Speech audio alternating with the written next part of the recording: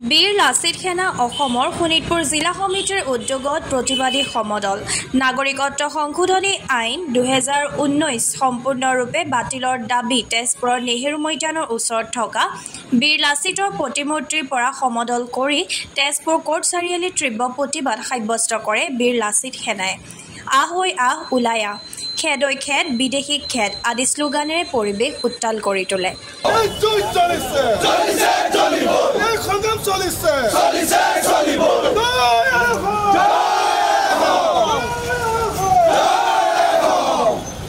নৰেন্দ্ৰ মোদী হাই হাই অসম চৰকাৰ হাই আমি নামানো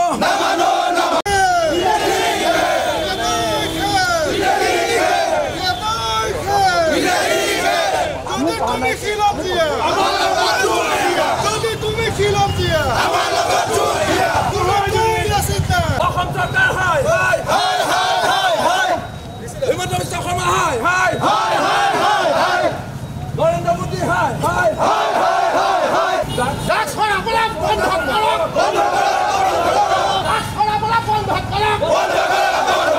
নাগরিকত্ব সংশোধনী আইন সম্পূর্ণরূপে বাতিল করা চলিছে এই সংগ্রাম চলিছে এই যুদ্ধ চলিছে এই সংগ্রাম চলিছে বিদেশী নগম জিন্দাবাদ বিদেশী নগম জিন্দাবাদ বিদেশী নগম জিন্দাবাদ এই যুদ্ধ চলিছে এই সংগ্রাম চলিছে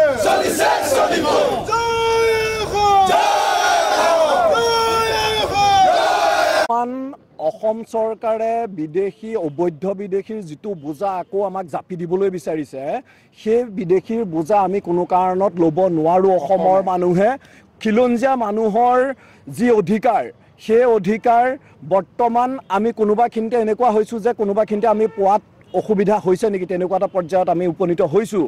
আমাৰ ভয় হৈছে আজিৰ পৰা 20 বছৰ 25 বছৰ পিছত গৈ পেলাই খিলঞ্জীয়াৰ হয়তো কোনোবাখিনিতে বেলেগৰ অবৈধ বিদেশীৰ হাতত হওক বা বৰ্তমান লিগেল বিদেশীৰ হাতত হওক আঁঠু কাঢ়ি পেলাই জীয়াই থাকিব লাগিব নেকি বৰ্তমানৰ আমাৰ খিলঞ্জীয়া মানুহখিনি, তেনেকুৱা এটা শংকা হৈছে। সেই শংকাৰ কাৰণে আমি বীৰ লাচিত সেনা আজি ওলাই আহিছোঁ, চৰকাৰৰ এগেইনষ্টত আজি আমি প্ৰতিবাদ কৰিছোঁ। হিমন্ত বিশ্ব শৰ্মাক ইয়াৰ পৰা এটা কথা আমি ক'বলৈ বিচাৰিছোঁ যে অসমত বৰ্তমান এটা সময়ৰ পৰা নিৰ্দিষ্ট যিখিনি অবৈধ বিদেশী আহি পেলাই অসমত আছেহি, তাৰ উপৰিও সেইখিনিক পঠিয়াই দিব নোৱাৰাৰ পিছতো তাৰ উপৰিও আকৌ যদি লিগেলি যদি বিদেশী আনি পেলাই অসমখনত সোমোৱাই দিয়েহি, তেতিয়াহ'লে আমাৰ খিলঞ্জীয়া মানুহখিনি আমি ক'ত থাকিম? কাইলৈ আমাৰ অধিকাৰ আমি ক'ত বিচাৰি যাম? গতিকে তাৰ কাৰণে আজি অসমৰ প্ৰতিখন জিলাত বীৰ লাচিত সেনাই আমি প্ৰতিবাদ সাব্যস্ত কৰিছোঁ। আৰু এই প্ৰতিবাদৰ মাজেদি এটা কথা জনাই দিবলৈ বিচাৰিছোঁ চৰকাৰখনক যে কোনো কাৰণত যাতে অবৈধ বিদেশী হওক বা আমাৰ লিগেল বিদেশী যিটো কৰিবলৈ গৈছে, লিগেলি আনি পেলাই আমাক বিদেশী আনি পেলাই ইয়াত যিটো দিবলৈ গৈছে, সেইখিনি যাতে বন্ধ কৰে, তাৰ কাৰণে আজি আমি প্ৰতিবাদ কৰিছোঁ। জয় অসম।